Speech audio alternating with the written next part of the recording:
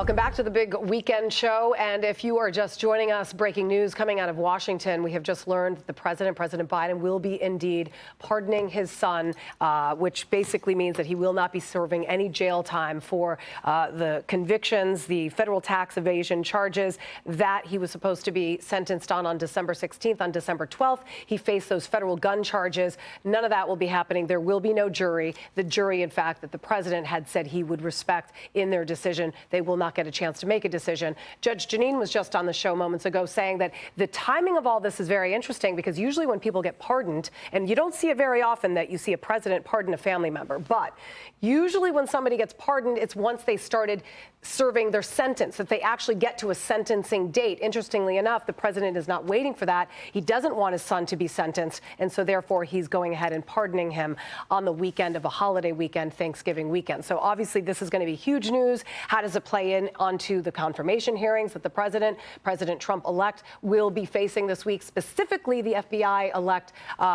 nominee for director of the FBI, Kash Patel. That has been rumored as being very controversial among the left, but now he will be, of course, take the backstage to what will be the announcement that we'll continue to watch. I'm not sure if the mainstream media is going to be paying much attention to this, but you can bet Fox News will be. Let's bring in former South Carolina Congressman and Sunday Night in America host Trey Gowdy. Trey, thanks so much for talking to us. I want to talk about this pardon. It covers a 10-year period for those offenses against the United States, which he has committed, Hunter Biden has committed, or may have committed or taken part in during the period from January 1st, 2014 through December 1st, 2024. That's 10 years, and in Hunter Biden's life, that's a lot of crime, and he's been pardoned for all of it.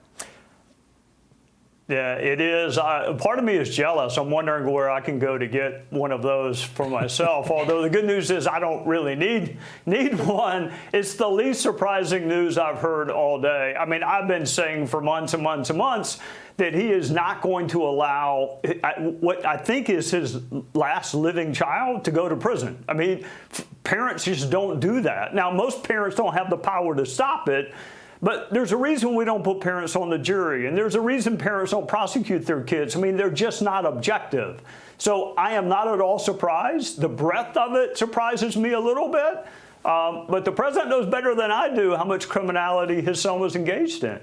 No, Trey, Joe Biden has tweeted and publicly said repeatedly that no one is above the law.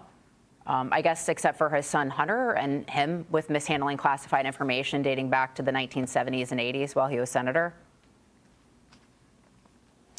Yeah, I mean, I hate for my cynicism to show up on a holiday weekend, but I never believed him when he said it. I mean, he was always going to pardon his son. I mean, he wanted the jury to find him not guilty. He hired a really good lawyer in Abby Lowell, although he pursued a pretty curious defense strategy. There was never any danger. But I'll also say this: it would not have surprised me if President Trump had pardoned him. Look what he did with Hillary Clinton when he came in 2016. Can you name a single political enemy that Donald Trump prosecuted? For all the talk about retribution and revenge, he actually never did it. So I think he was going to be pardoned no matter what. Ordinarily, prosecutors are not big fans of pardons. So, you know, there's a time and a place for them. It's just really hard for a parent, particularly one that's in his 80s, to see a child go to prison. To what degree does this pardon, in a weird way, you know, going along with your cynicism, which I, of course, wholeheartedly share in all things when it comes to politics, but to what degree does this possibly sort of prevent further questions that could have eventually led to possibly, I don't know, President Biden himself? Yeah, Charlie, you put your finger on it. The reason you do it now is what they're doing now is a pre-sentence investigation, which some states do it, but all federal cases do it. So it's an exhaustive background into the facts that kind of undergirded either the conviction or the plea. And it is exhaustive. It's done by probation. It's not done by the prosecution. So this kind of forecloses that. It cuts it off. There's no dollar figure amount attached to the fraud. I'm not surprised that he did it now. I mean, I heard the question earlier, why not wait until he's actually serving a sentence or been sentenced? Because you want to cut off the pre-sentence investigation, which is what he just did.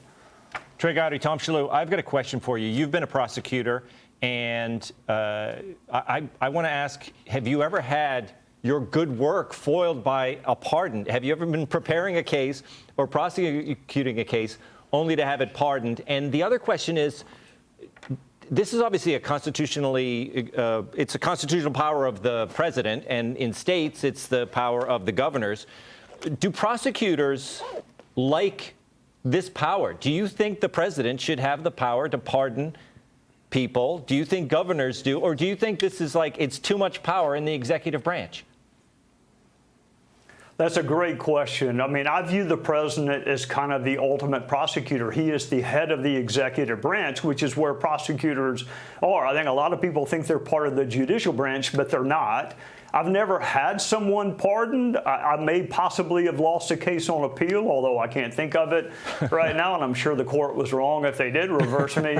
But no, I mean, prosecutors we're not huge fans of pardons, although I'll be honest, I think Jeff Fortenberry should be pardoned. I think what was done to Jeff Fortenberry is an outrage. So yes, I do believe in them in limited instances, particularly since we live in a time where the justice system has been so politicized. Back when I was a federal prosecutor, we never talked about politics.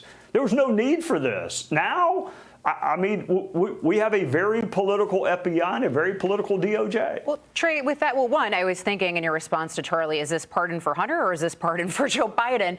But, you know, talking about this politically weaponized FBI and Department of Justice, what do you make of Kash Patel being nominated as FBI director? I worked elbow to elbow with Kash Patel for 2 years. You would not know the foundation or the funding of the Steele dossier. You would not know about FISA abuse. You would not know about Fusion GPS had it not been for the hard work of a guy named Kash Patel. He is quite candidly the most unfairly maligned person that I worked with the entire 8 years I was in Washington. So I know the left setting their hair on fire is because of what he found, not because of who he is, because of what he found. You would not know about the FISA abuse if it were not for Kash Patel. Trey, thanks so much for coming on. We appreciate your time. You're welcome. We've learned so much from you. Hey, Sean Hannity here. Hey, click here to subscribe to Fox News YouTube page and catch our hottest interviews and most compelling analysis. You will not get it anywhere else.